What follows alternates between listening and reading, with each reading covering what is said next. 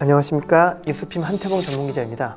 오늘은 2편 건강보험 재정분기는 정해진 미래 해법 없다, 이런 주제를 진행을 해보겠습니다. 직장인 건강보험료 아직은 낼만한데 과연 얼마나 낼까요? 월급이 500만 원이면 건강보험료는요 무려 8%를 내야 되니까 이 8%가 건강보험료 약 7.1%와 장기 요양보험료 약 0.9%를 합해서 8%인데요. 이거를 다 내진 않죠, 직장인은. 직장인과 사업주는 각각 절반씩 부담을 하기 때문에 직장인 4%, 사업주 4%. 그래서 4% 정도면 뭐 사실 낼만하죠. 월급 500만 원일 때 실제 납부하는 건강보험료는 직장인이 월 20만 원, 그리고 사업주가 월 20만 원.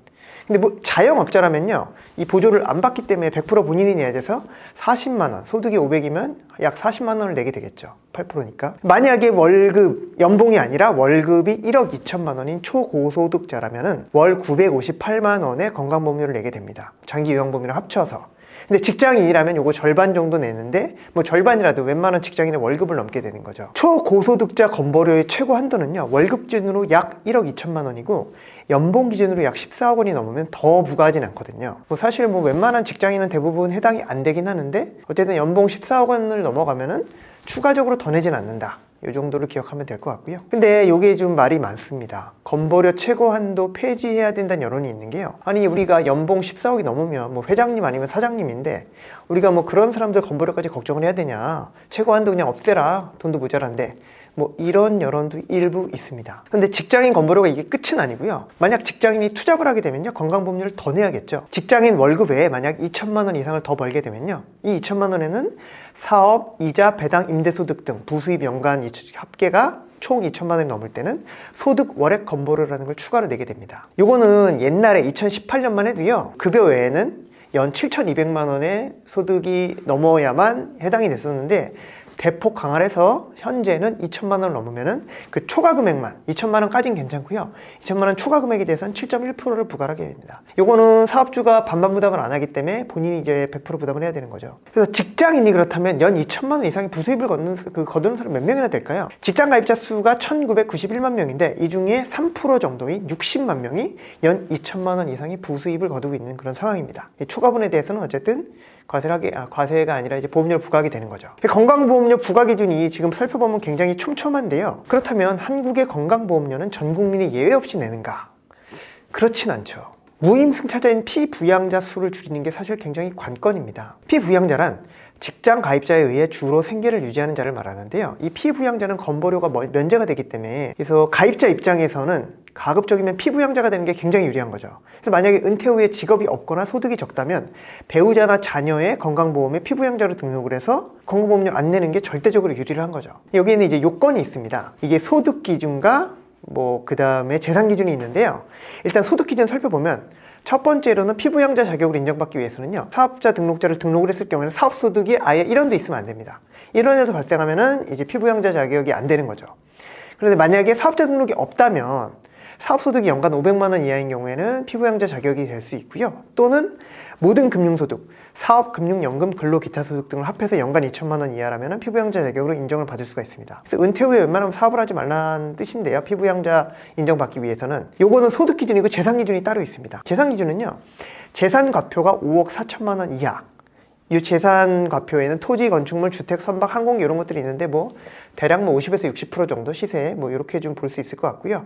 그러면서 연간 소득이 2천만 원 이하여야 하고요, 또는 재산 과표가 5억 4천만 원에서 9억 원 이하인 경우에는 연간 소득이 1천만 원 이하일 경우에는 피부양자 자격이 유지될 수가 있다. 대신 재산 과표가 9억 원을 초과하면 바로 탈락인 거죠. 그래서 피부양자에서 탈락을 하면 지역가입자로 분류가 돼서 건강보험료 폭탄을 맞게 되는데요, 근데 소득이 없는데 왜 재산으로 건강보험료를 부과하냐, 이거 불공평한 거 아니냐, 이런 얘기도 많이 있는데 지금 절대적으로 건보 재정이 부족하기 때문에 이건 불가피한 측면이 좀 있고요. 대신에 최근에 정부는요, 직장인과 지역가입자의 불평등한 이 건보료 부과 기준을 조금 개선을 했습니다. 원래 직장인이 좀 덜 내고 지역가입자가 좀 불리하게 돼 있었는데요, 이 부분에서 일단 두 개의 지역가입자의 재산과표가 원래 60개 등급으로 나눠져 있고, 기존에는 이 과표에서 5천만 원만 공제를 해줬는데요, 지금 1억 원으로 공제를 확대하는 쪽으로 좀 이제 발표를 했고요.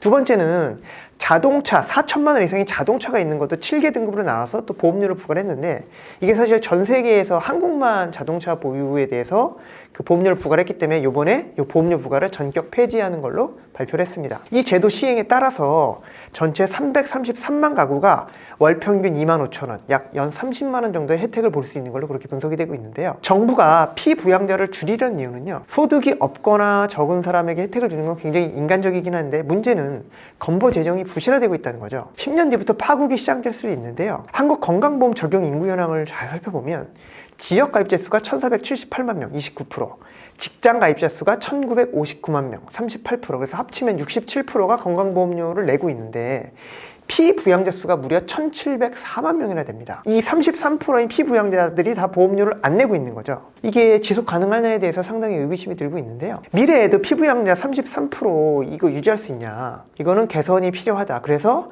현재 검토 중인 방안은요, 형제, 자매, 조부모 등의 이렇게 그 피부양자 얹을 수 있는 부분을 제외하는 거를 좀 검토하고 있는 그런 상황입니다. 그런데 정말로 피부양자를 줄이겠다고 하면 거센 반발에 부딪힐 수 있겠죠. 한국의 지금 문제는 급격한 노력입니다. 그래서 그 진료비가 지금 폭증하는 게 건강보험료 부실의 근본 원인인데요. 70대와 80대 의료비는 지금 폭증하고 있습니다. 예를 들어 30에서 34세 이 구간에서 연간 쓰는 의료비는 117만 원에 불과한데요.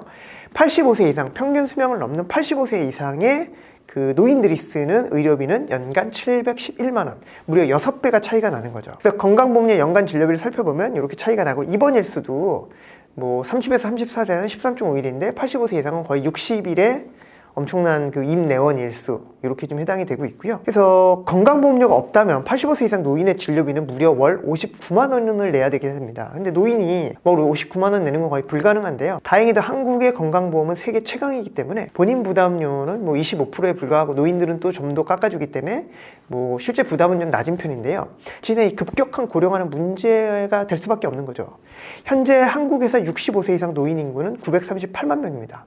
전체 인구의 17%에 불과한데 진료비는 무려 전체 진료비의 43%를 차지하고 있습니다. 노인들의 진료비가 상당히 높다는 얘기인데요. 요양급여 현황 최근 3년 현황 살펴보면요, 드디어 전체 진료비가 100조 원을 돌파해서 102조 원이 됐습니다. 여기서 이제 25%만 본인이 내고 그 건강보험공단에서 급여비를 지출하는 게 77조 원인데요.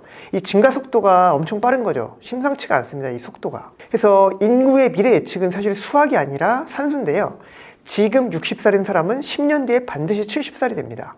반드시 그럼 의료비가 올라갈 수밖에 없다는 얘기죠. 한국 10년 단위 누적 출생 현황을 살펴보면 굉장히 극적인데 60년대생이 1,054만 명, 70년대생이 898만 명, 이 두 개의 연대생을 합치면 약 2천만 명이 되는데요. 그 밑에 뭐 2000년대생 497만 명, 2010년대생 413만 명밖에 되지 않기 때문에 지금 인원구조가 상당히 좀 꼬여 있는 거죠. 20년 뒤에 그럼 이 피부양자 제도가 과연 유지될 수 있을까? 극단적으로 20년 뒤에 60년대생과 70년대생이 다 은퇴라면 2천만 명인데요. 이 2천만 명을 00년생과 2010년대생 900만 명이 부양하는 게 과연 가능하겠냐? 그냥 직관적으로 봐도 거의 불가능한 구조일 것 같다, 이런 생각이 드는 거죠. 설상가상으로 그거 외에도 지출이 증가될 두 개의 제도가 더 있습니다. 그건 바로 본인 부담 상한제와 간병비 경감 방안인데요.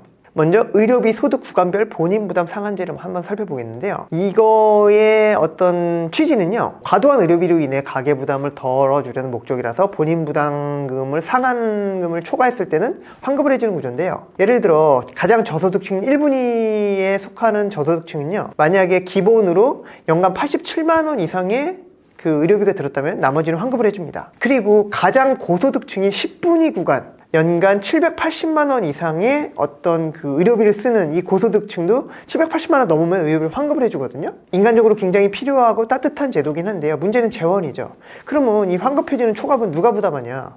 이게 다 결국 건강보험공단에서 부담을 하기 때문에 시간이 지날수록 건강보험료의 지출은 가중될 수밖에 없는 거죠. 또 하나 문제는 이제 국민 간병비 부담 경감 방안을 이제 새로 발표를 했는데, 간병이란 앓는 사람이나 다친 사람을 곁에서 돌보고 시중을 드는 걸 말하는 거죠. 가족 간병을 근데 5년이나 10년 정도 하는 거는 뭐 현실적으로 거의 불가능한 일이죠. 비용 또한 천문학적이고, 이걸 제대로 간병을 하려면 뭐 가족이 회사를 퇴사를 하고 간병을 해야 되는데 말이 안 되는 거기 때문에, 그래서 간병지역 또는 간병살인이 사회 문제가 되고 있는 거죠. 그래서 이번에 정부는 국민 간병비 부담을 경감하기 위한 방안을 발표를 했는데요. 간호사 간병을 받는 간호간병 통합 서비스를 늘리고, 요양병원 입원 환자 대상으로 간병비를 지원을 확대하고, 퇴원 후 집에서 돌봄받는 지원 체계, 이런 것들을 좀 시행을 해보겠다, 이렇게 발표를 했는데요. 너무나 바람직하고 필요한 제도인데 정부도 지금 당장 다 시행하는 건 아니고 일부 시범적으로 시행을 하는 그런 지금 구간인데요. 근데 이거 돈 누가 내냐? 이게 만약 전격적으로 전체 시행이 되게 되면은 거의 연간 10조 원의 절감 효과가 있다.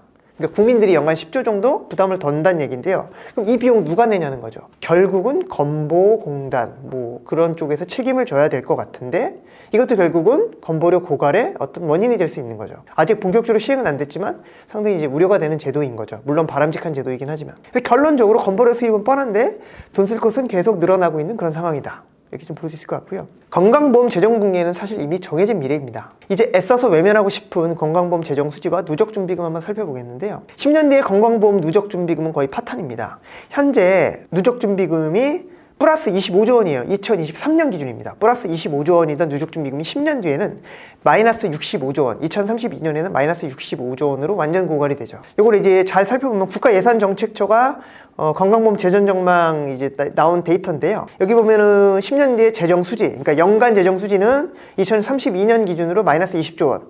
이때 기준으로 누적준비금은 마이너스 62조 원. 뭐 어마어마한 수치죠.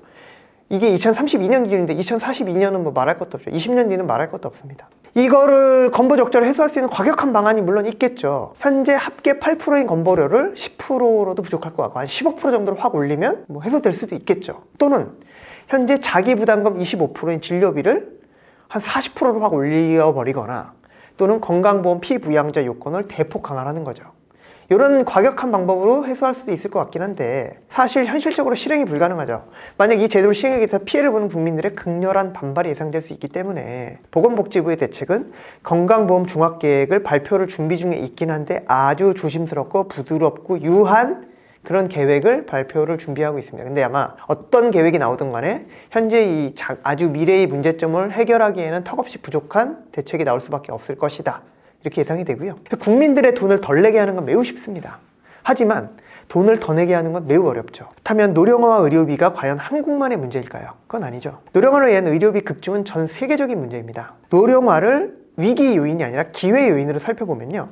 헬스케어 시장의 폭발적인 성장이 예상이 됩니다. 그래서 헬스케어 시장 성장은 이미 정해진 미래고요. 경제성장, 생활수준의 향상, 자산 증가, 치료기술의 발달, 건강 관심도 증가 이런 일로 인해서 노령화는 전 세계적인 현상이고 산업도 발달할 수밖에 없다. 이렇게 해석을 할 수 있어서 결론적으로 헬스케어 시장은 향후에 굉장히 유망한 시장이기 때문에 글로벌 헬스케어 기업들의 관심을 가질 필요가 있습니다. 그래서 3편에서는요. 희귀병 치료제 37억 원인데 주가는 곤두박질, 바이오 ETF가 정답 이런 주제를 좀 계속 진행을 해보겠고요. 투자에 대한 최종 판단과 그 결과에 대한 책임은 투자자 본인에게 있습니다. 감사합니다.